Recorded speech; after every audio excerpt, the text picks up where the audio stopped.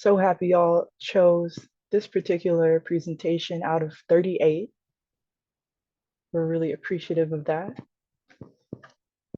I want to let y'all know that this presentation is about a movement that's happening here in Long Beach with people that are actually really excited to show that youth have more than just this propensity towards the future, more than just this sense of hope, but real civic action here in the city of Long Beach. So this is instituting youth power and lived expertise. And we're going to be talking about participatory budgeting in the city. If you could change the slide, please. So my name is J. Nyla Ink McNeil. Folks call me Dr. Ink. And I am a Equity and Human Relations Commissioner right now in the city of Long Beach. I was also on the pilot year of the Youth Advisory Council and the second iteration of that, and then joined our Office of Youth Development as a non-career intern. I am going to go ahead and pass it to our fellow speakers here I'm sharing the floor with. Hey everyone, my name is David McGill Soriano. I am the Youth Development Manager for the Office of Youth Development at the City of Long Beach.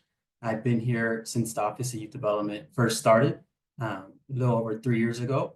And this office was started as a result of passing a first ever Youth and Emerging Adults Strategic Plan, a plan to figure out how Long Beach should be supporting young people ages 8 to 24.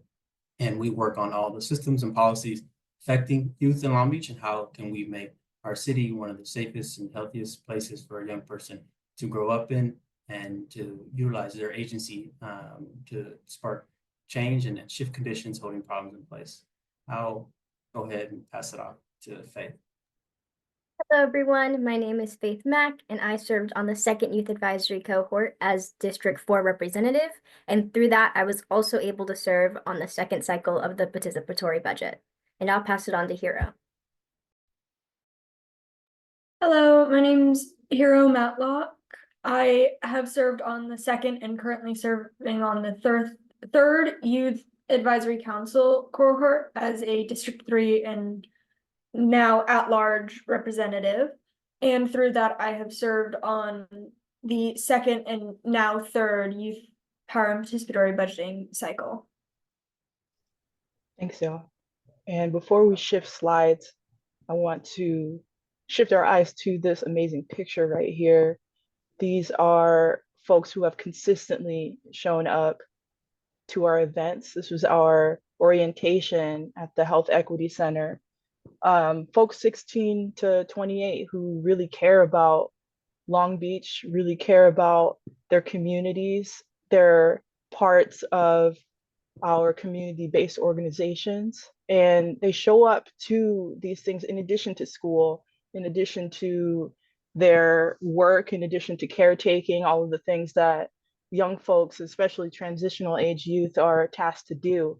So just want to shout them out. And yeah, these folks are here in spirit. All right, next slide, please. Okay, we're going to start this presentation off with a mock participatory budgeting process. This is something we do a lot in person with large groups of young people to give them an idea of what participatory budgeting looks like. And it's an interactive activity to apply to learning a new technique, a new skill. And we're going to do this here today. And so we want everyone in this group to participate and for a moment to take off your professional hat with whatever entity you work with and operate as a community member, as a neighborhood leader, as someone who lives down the block, around the street, and you're thinking about your community. Because we're going to engage in a participatory budgeting process for $1 million, hypothetical situation here in this room. And so I want you to think as a community member, if you have $1 million to disperse, how would you use it? What would you do? What would you improve? What would you change? What would you implement? Think about any issues in your neighborhood, in your community. Think about any solutions or ideas and innovations that you always had and you never had the ability to put forward. And get very creative, brainstorm, use your imagination. And it could be something that has occurred before. It could be a brand new idea. I want you to think about that. What would you do with $1 million? And think about an idea, one specific idea that you would love to implement with spending $1 million. All right. Take note of that idea, write it down, keep it in your mind, and because you're going to need it. And we're going to have our team members here. If Jay Nally, you can help me with the breakout rooms. We're going to split out into, we'll do 3 breakout rooms for the attendees.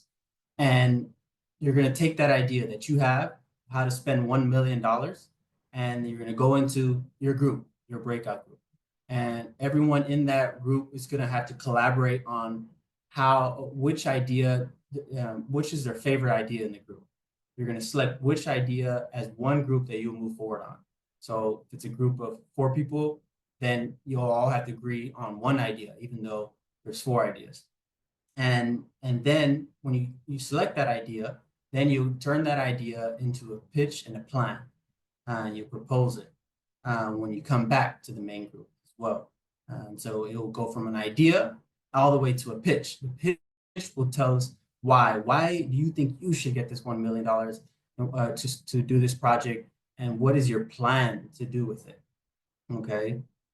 So think about that, and that will be selected in your breakout groups. Now, first, I want to hear a couple ideas. Let's hear a couple ideas we got in the room right here. Can someone raise their hand and share an idea they have what they would do with $1 million as a community member?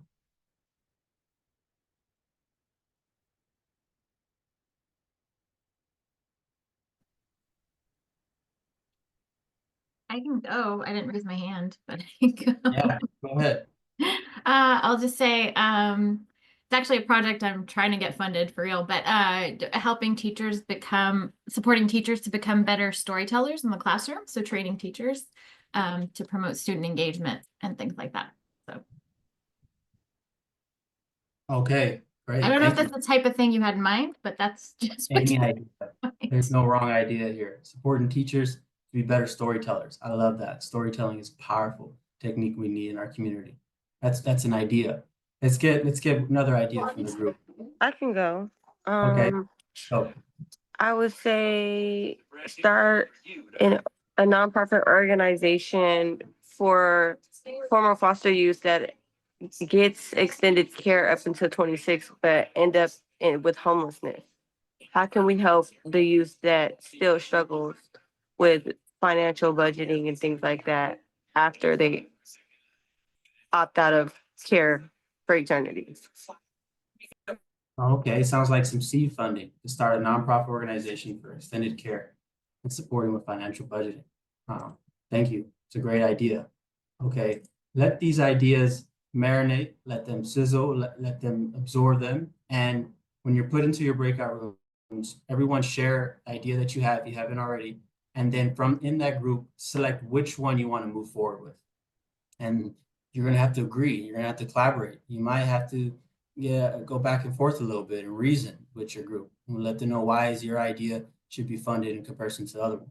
And once you guys all agree on that idea, then you can turn it into a pitch and a plan where you'll say why it should be funded and the plan to fund it. What are your steps are you going to take? Anywhere from the different funding requirements to the length of the program to where it will be held, an overall chassis of what the program will look like. And then when we come back to the main group, we'll have each group's report out. So your breakout group will have to select someone to report out which idea you agreed on and the plan, why it should be funded, why it should get the money over any other idea, and the plan to actually get it implemented. Okay. Looks like we're having a little trouble with the breakout rooms. No, we're ready to go. I'll go ahead and send you all to your rooms. I got 4 in each group and try Okay, to spread great. our leaders across. We've got 10 minutes. If you don't automatically get brought back in 10 minutes, just bring yourselves back. But it should be good to go for 10 minutes. We'll see you soon. Okay, I hope everyone's ready. I hope y'all deliberated, debated, and decided on which idea to propose. We have 3 groups. We're going to hear from each group.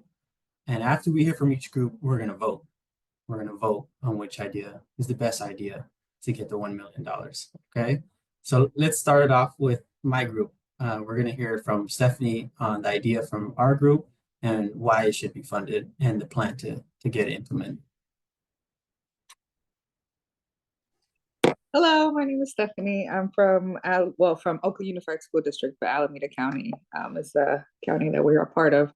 The idea that we decided on was called a Joy and Legacy Project, which is kind of already in ways at some of our schools. So I support newcomers specifically, but we were thinking this would support any students. So it would allow schools to use student voice to really enhance the community experience on their campuses. So older students would be able to, from all parts of the country and the world, would be able to, all parts of the city and the world would be able to host events at their schools that would allow folks to remember core memories of when they were younger, or for those students who had missed opportunities around creating core memories because of whatever experiences they have. It gives them an opportunity to create those memories in that moment. So for example, one of the schools that we're doing is we have this happening is called El Día del Niño. So it's a big day in a lot of our Latin American communities where you just celebrate being a child, and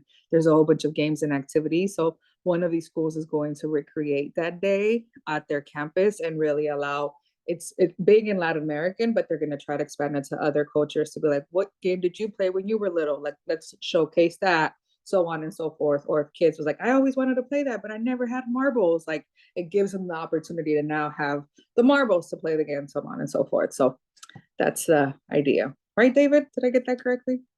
Yeah, it's your idea. Okay, that's idea number 1, the Jordan Legacy Project. Remember that, it's idea number 1. Okay, let's hear another idea from a different group. Okay, I can go for my group really quickly.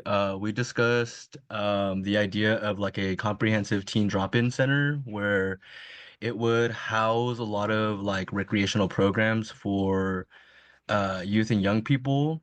But not only that, it would have a like a direct service component to it. So not only just the recreational part of it,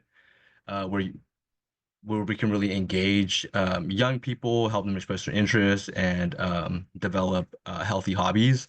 But the direct service component would also help them if they're in need of a certain service. They can either come and get that direct service, get a referral. And it would house like such programs like financial literacy, especially for TAY, transitional age young people, as they're transitioning into adulthood, help them learn more about financial principles, budgeting, credit cards, banking, all of that kind of stuff that even adults need, even myself. And then I think we also said a component for like helping teachers, developing teachers. And yeah, that's pretty much the idea that we would want to use the like $1 million for, like a comprehensive like teen drop-in center for youth and young adults and their families. Appreciate it, Ruben. I appreciate that. Ruben from Fresno. That's idea number 2, comprehensive teen drop-in center. Remember, that's idea number 2. Let's hear from the last group. Okay, so hi, I'm Emily from Butte County Children's Services. We talked about something pretty similar to what Ruben just talked about, kind of like a center that to explore interests outside of academics for youth. And like maybe we talked about age 8 to 14, but you know, and then the older youth would have a chance to come in and mentor and coach and guide and develop their leadership skills as they transition into adulthood. And then the center would offer kind of different things. So the youth would be the ones deciding what would be what their interests are. So maybe we would survey them every quarter, every few months, and bring in different activities from organizations, maybe interns and things like that. And that Okay. was ours. Emily, how would your idea differ from Ruben's idea? I think they're very similar. It sounded to me like the main difference was maybe bringing in the older youth to come back and mentor, or just young people to come in and maybe teach classes of their own or something like that. Okay. So Emily's idea differs in bringing older youth to come back and mentor, and Ruben's idea and Teen Drop Center had a component of developing, emphasizing the development of teachers and professional development. Okay, so Emily, that's idea number 3. Thank you for sharing, Emily, Butte County. I went to Chico State, so I'm very familiar with Butte County. That's great. Awesome, me too. Oh, that's great. All right, we have 3 ideas. We have idea number 1 from Stephanie. That's the Jordan Legacy Project focused on core members. We have idea number 2 from Ruben from Fresno. It's a comprehensive teen drop-in center with emphasis on developing teachers. And idea number 3 from Emily, a youth center that's focused on bringing older youth to come back in and mentor the youth at the center. And now we're going to vote as a group. Which of these 3 ideas should get the $1 million to implement their program based off what you all heard? Okay, everyone gets 1 vote. 1 vote, and you can't vote for your project. There's an honor system, all right? So I trust you all won't vote for your project. I don't remember everyone in the room. And we're going to vote for each separately, okay? Let's start off with decide who you're going to vote on. Have it in your head, and then we're going to go through each idea, okay? So for idea number 1, if you want idea number 1 to get the $1 million that Stephanie proposed for the Jordan Legacy Project, then type in number 1 in the chat. If you want that idea to get the money, put number 1 in the chat. Okay, number 1, Stephanie's Jordan Legacy Project focused on creating core memories from students at different schools. Okay, number 1, no ideas. 1. Okay, we got 1. We got 2. We got 3. We got 4. We got 5. Okay, all the presenters put in 1. All right, let's go. Good, got it. All right, that's Stephanie's idea number 1. Let's go for number 2. Ruben's comprehensive teen drop-in center that also has emphasis focusing on developing teachers. If you want that idea to get the funding, type in number 2 in the chat now. Number 2 for Ruben's idea. Comprehensive teen drop-in center that has rec programs and track service for transition age youth and also development of teachers. Idea number 2. Okay. We have 2 votes for idea number 2. Nice. All right, last one, number 3, Emily from Butte County. We have the youth center. And this youth center, the difference is it's focusing on older youth coming back in and mentoring the youth who are at the center now. If you think Emily's idea should get that $1 million, type in number 3 now. Number 3. Number 3. 1, 2, 3 for number 3. Oh, 4, 5, 5. 1, 2, 3, 4, 5 for number 3, 2 for number 2, and 5 for number 1. 1, 2, 3, 4, 5. Okay, so we have 5 votes for number 3, 2 votes for number 2, 5 votes for number 1. And I would say number 1 does have the presenters voting too. So if I disqualify the presenters, number 3 gets the money. Congratulations, Emily. You get $1 million to implement this youth center at Butte County focused on older youth, mentoring younger youth there at the center. That's awesome. And what we just did there, that we just went through is a form of participatory budgeting. And people love to say PB. I hear it all the time. That's the acronym they use. Is when a community participates in the budgeting out of dollars. It's a democratization of funds, and that's what we did there. You all might be familiar with listening sessions, focus groups, requests for proposals, and creating a panel of how to decide on release funding. There's all these different ways, or just an executive decision, or someone on your team decides how funding goes out. Those are all other ways of releasing funds. Participatory budgeting puts the actual dollars in the hands of community members and democratizes it with an actual vote. That's PB, and that's the activity we just went through. And it's a good example of understanding what it really means. And that was us riding the bike before we read a book about riding bikes. And now we're going to get into the book behind it and the actual information and history of what is PB in Long Beach. I'm going to go ahead and pass it off to Jaynad. Awesome, y'all. Thanks for trying that on. So that's PB, and we got to be like jelly here. So this is a really big opportunity for our grassroots power and our communities to partner with us as CBOs, as people who represent, what it could look like to have better systems. And we have our process pretty much anchored by our community-based organizations that have the capacity to show up. It also embraces our youth non-career interns and our Long Beach Youth Advisory Council, which is now a permanent system, as well as PB being permanent recently. So folks talk about sustainability and if things transfer to the next year. In Long Beach, that is happening. This is something that's going to continue to grow as we grow. We also have a lived expert driven engagement system with all of this. So not only do we just have our CBOs, our professionals who represent community, we have community themselves driving every part of the process, and particularly youth driving every part of the process. So from our idea development stage, so what we just did at the top of our little try-on, all the way to the voting process, what we just wrapped with on a much larger scale. So community and youth are involved in all of that.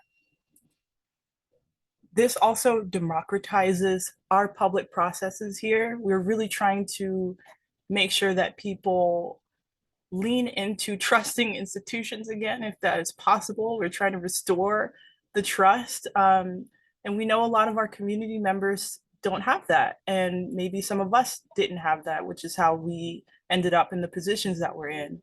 But with this actually handing the power over, we hope that we can redesign what that looks like. Okay, next slide, please. So the history of PB is really interesting on a global scale. It's got South American roots. Its roots is from Porto Alegre, Brazil, 1989, and it's practiced globally within the solidarity economy movement and alternatives. It was created and implemented to be an alternative to racialized capitalism and to assist in healing financial trauma and centered people and land.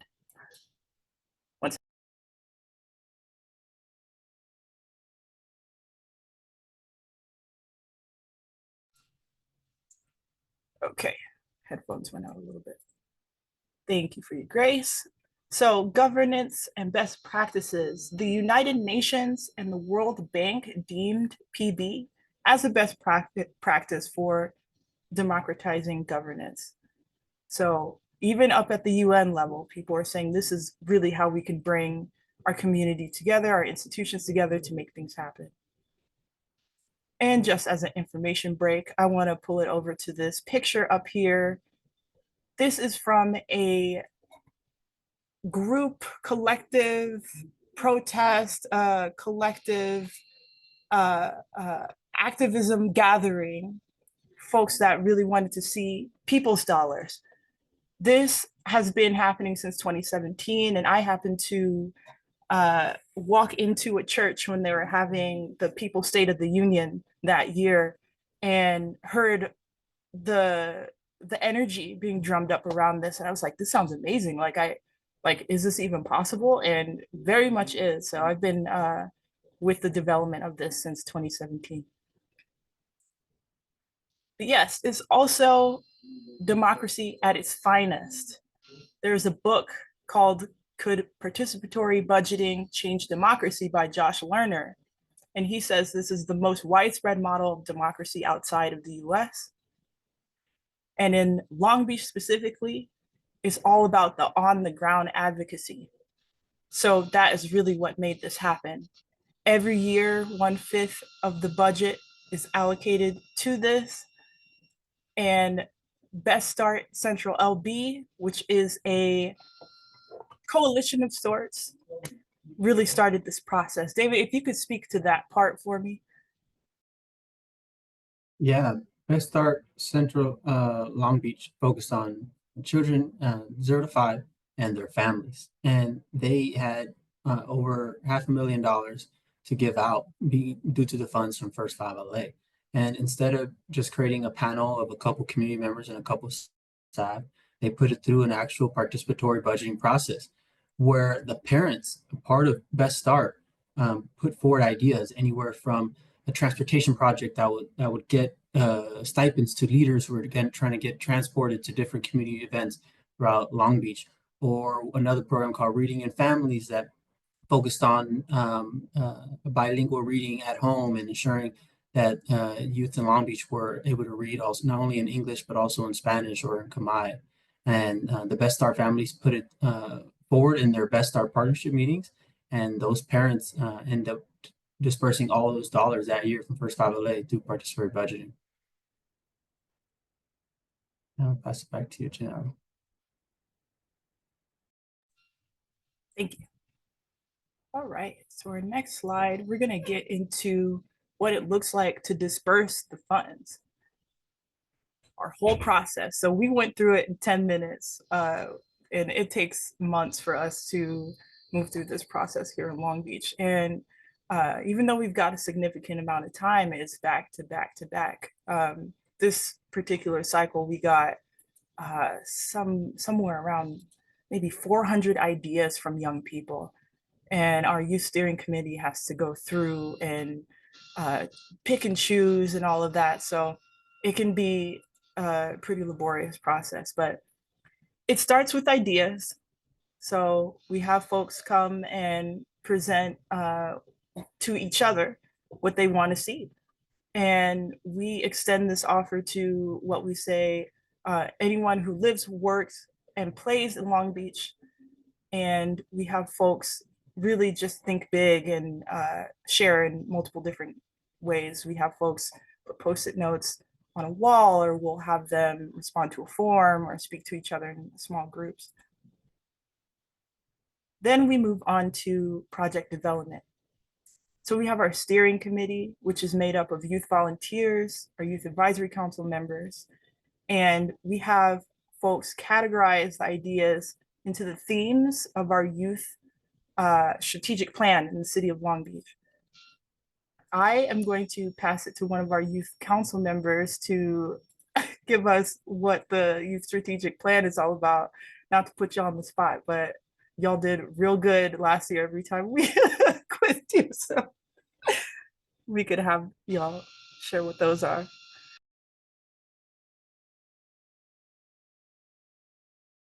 Okay, so the youth strategic plan basically outlined 6 different areas where we see that we can support youth, anywhere from community building to mental health and emotional wellness.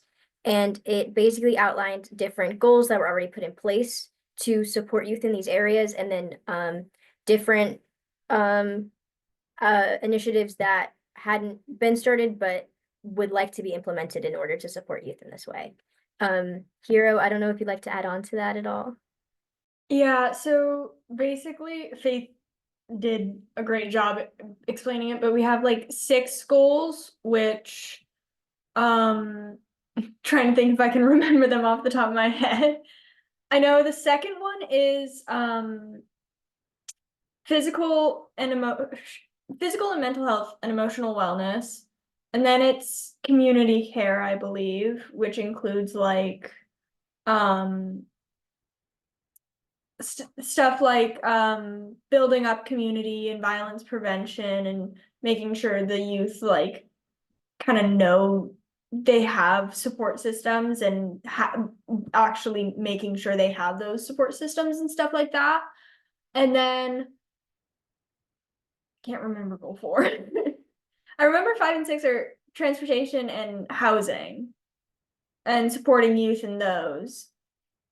And then goal 1 is youth development, which is kind of what like Office of Youth Development and everything is there for. Awesome. Thank you, Faith and Hero. So beyond our project development phase, we have collaborations. So in our little workshop version of this, we had to choose the best idea, but ideally what this could look like sometimes, let's say we have very similar ideas, folks could try to find a middle ground or join their organization's goals with supporting an idea that youth propose. And our second cycle looked a little bit different from our first cycle. We had young people create the idea, and we had the CBOs sponsor the idea. So it wasn't our community-based organizations bringing an idea that was already made. It was organizations matching two ideas and seeing if they could meet the goals of the young people. So it might look different from year to year. We have a rule book that we develop as well back in the beginning of the whole process. Yeah, so an opportunity for collaboration there. And folks are able to research, design, and finalize their creative projects towards the voting period. The voting period is very fun. This is where we partner with local organizations, schools, anywhere that we might want to, or like after school programs where we might want folks to show up and vote. So we've got the voter fair at the end of this too, where folks bring resource tables, there's entertainment, there's food, and lots of little fun activities to participate in, and folks cast their final votes for the projects. And what this usually looks like, young people will have up to 5 votes. So they can put in however many votes in that time. And then after that, we announce who gets the funds. Okay. Next slide, please. All right, I'm going to go ahead and pass this to David. Thanks, Janella. In Long Beach, when we wanted to launch participatory budgeting, we knew it was going to be a multifaceted effort required when it needs public and private partnerships. Participatory budgeting, although it does engage community at the highest extent, it also takes a big lift. And when we launched it here from the city government side, because prior to the city of Long Beach launching it, it was only a community-led process. And when we did put it together, we partnered with multiple community-based organizations and even educational institution. So the city of Long Beach anchors the process with the Office of Youth Development as the holder of the funds. The funds come from a ballot called Measure Us that we all voted on in Long Beach here in November of 2020. That increases oil barrel tax dollars and puts it towards youth development. And then the city of Long Beach has funds, but as all government entities work, we aren't grant makers. We have procurement processes that philanthropy organizations do not have to abide by. And so participatory budgeting wouldn't work for us because we wouldn't be able to abide by a process community voted on. Unfortunately, given the way procurement standards are currently written. So what we did is we contracted with a third-party administrator, a community-based organizations, capacity building organization who could disperse these dollars. And that was the nonprofit partnership. And so we give them all our funding and administrative funding in order for them to give the dollars out directly to community. So the nonprofit partnership is actually a third-party administrator, the sponsor of the funds. And in addition, we needed a grassroots organization to engage young people all throughout Long Beach. That was Invest in Youth Coalition. And the Invest in Youth Coalition is a coalition of 10 plus youth-serving nonprofits who do grassroots youth power building work. And it's anchored by Kamai Girls in Action. And so we brought them into the leadership team. But the Invest in Youth Coalition was actually the ones who encouraged participatory budgeting to be brought to Long Beach in the first place. And they were the ones who brought the Measure Us ballot and the Office of Development, all of it. So they were the energy behind the movement and the heart behind it all. And also we needed an evaluator. And so we worked with the California State University of Long Beach State, and Professor Hittrick, Gary Hittrick, who brought participatory budgeting in Long Beach back in 2013.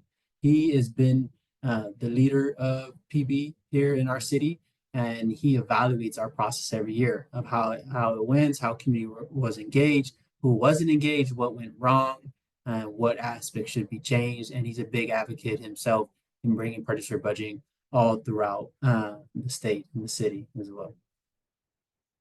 Those are all of our cross-collaborative partnerships.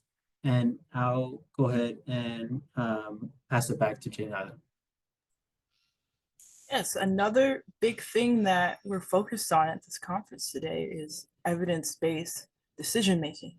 So how can we learn through tracking, learn through community-based data generation to improve our systems to make sure that they're actually working?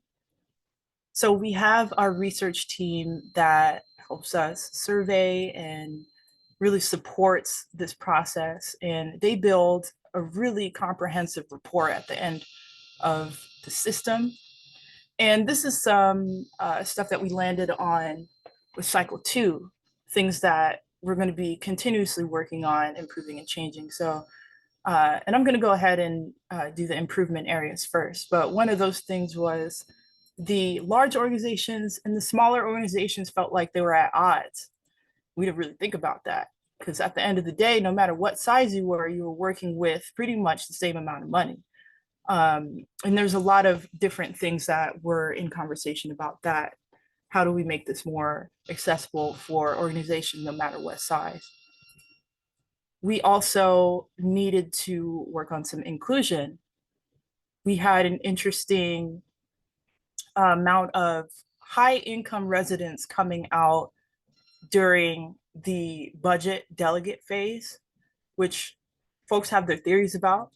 And I'm just super curious about that in general. What does it look like to make budgeting publicly something that, you know, uplifts people who don't usually have access to lots of funds? Why are we drawing in folks that usually have that access?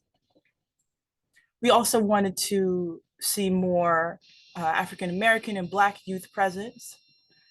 And we also were very interested in the fact that our turnout was overwhelmingly female, which is fine. But we also wanted to see some balance across genders and including gender nonconforming folks. The things that did go well that year, we had a great amount of educational value. People felt like they actually gained a lot of understanding about what civic leadership could look like, even as a community member. You don't necessarily have to become a politician to make a difference in your community. You don't have to be on the ground, like out there every day, up in the front lines, to be someone who can really bring value to the people you see every day. We also got an improved sense of agency. People who came out learned how to positively influence their communities, and a general sense of empowerment. People reported an increase in skills, and some of those skills included public speaking, which I can attest to, having to facilitate a lot of meetings and make sure that everyone felt heard, and you have upwards of 70 to 80 people in a room sometimes. Really helped me in that regard. And we also had an increased feeling of leadership. People felt like they could actually step up and be like, you know what, this is what I think. We also had an increase in this ability to monitor the city government. What does that look like? It's just less of this lack of clarity about what was happening in our local municipalities and how things worked in that regard. Okay, next slide.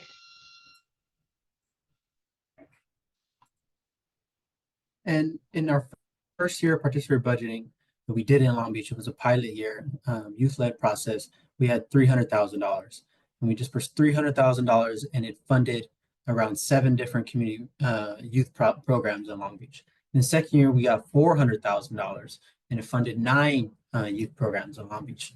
And each year, we got approximately anywhere from 600 to 800 votes. And we're now on our 3rd year. And this year, we have $550,000, so more than the past 2 years. And the reason why it's been increasing is a plethora number of reasons. it could be related to the momentum that the process has gained. It could be just overall budget allocations that we lucked out on, different budget line items that changed, multiple reasons, but also our community advocates and Invest Youth Coalition have been advocating at a high number in a lot of number of spaces throughout Long Beach to continue this process and to increase the dollar amount. And a big difference of this process is that this bucket, $550,000 in a youth participatory budgeting process, it's a good amount, but in comparison to the $3 billion budget City of Long Beach has, it's a lot smaller. We hope for this process to continue growing over the years and that upward incline that in future cycles 4 and beyond. And for our next slide, we're going to go ahead and pass it off to our youth leaders to speak on their experience in participatory budgeting in Long Beach.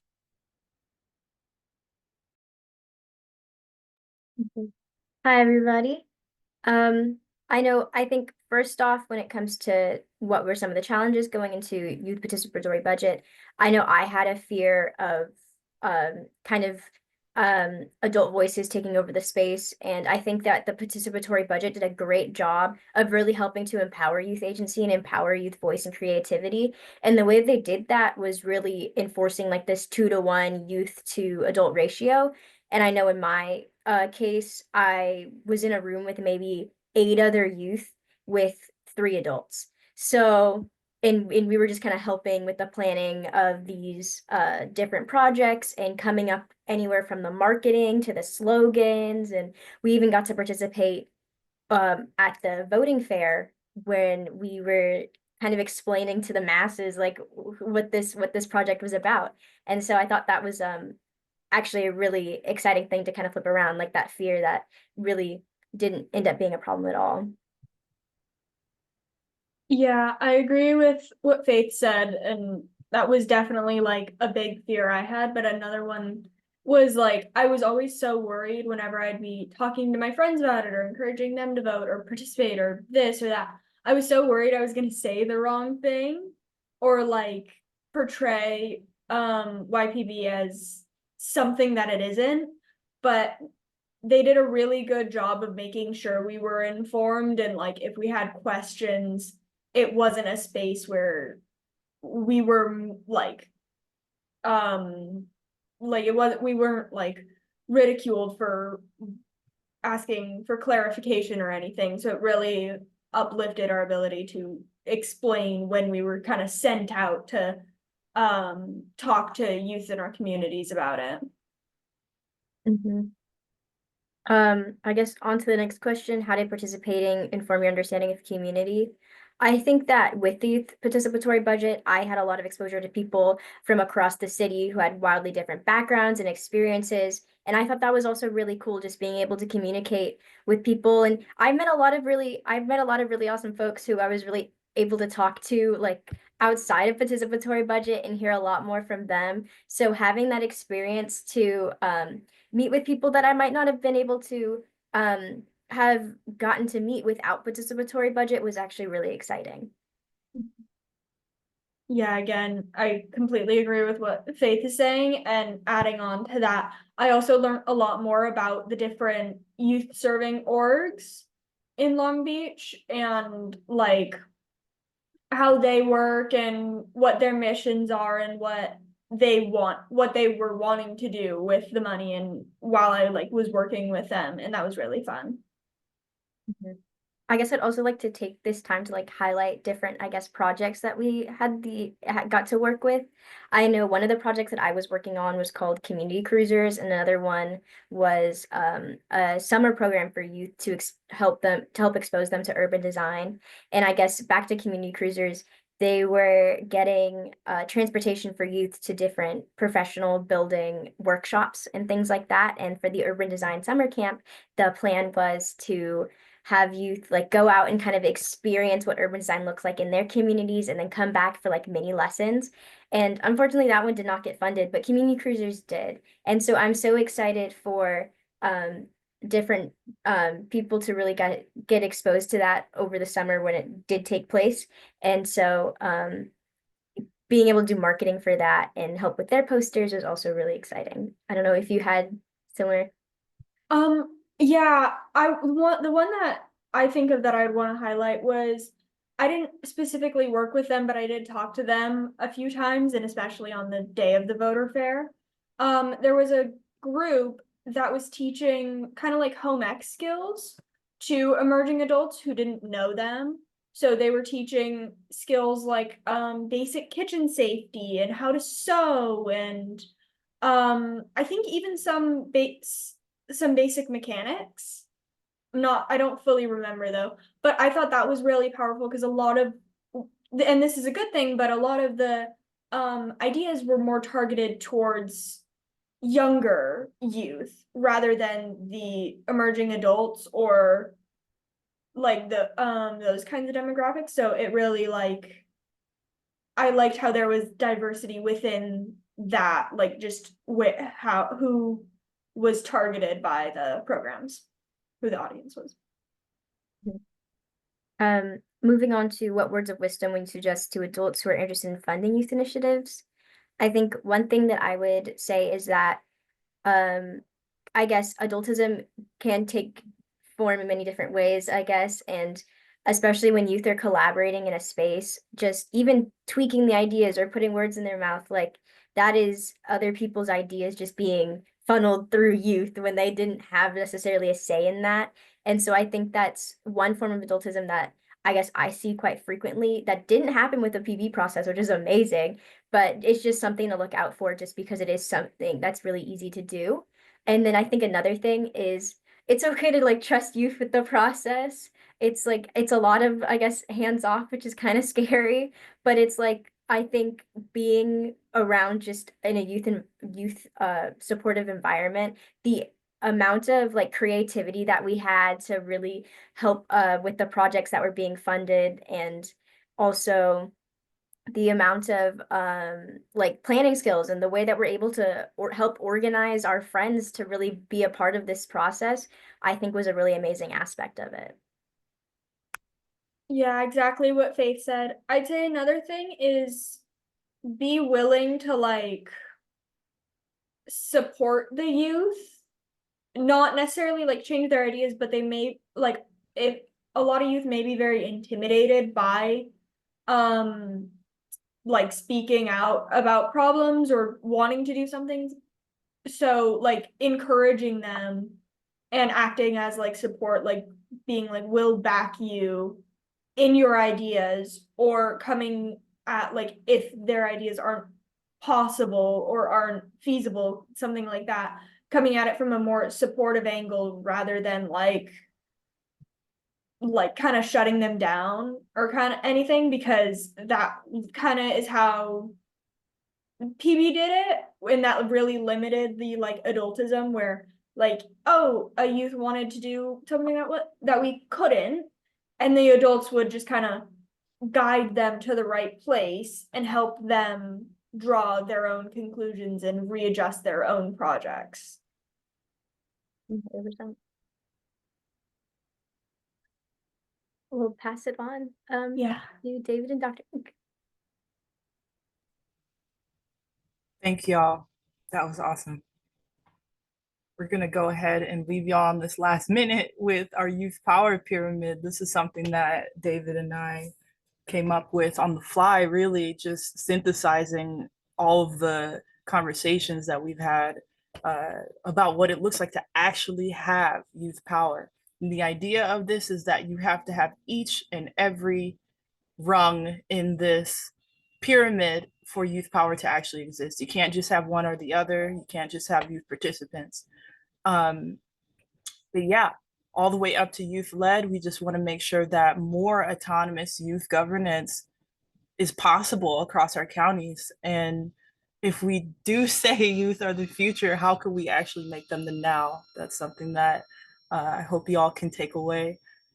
Yeah, I know there are a lot of other conference meetings today. We have one more slide if y'all could stick around, but these are our last takeaways.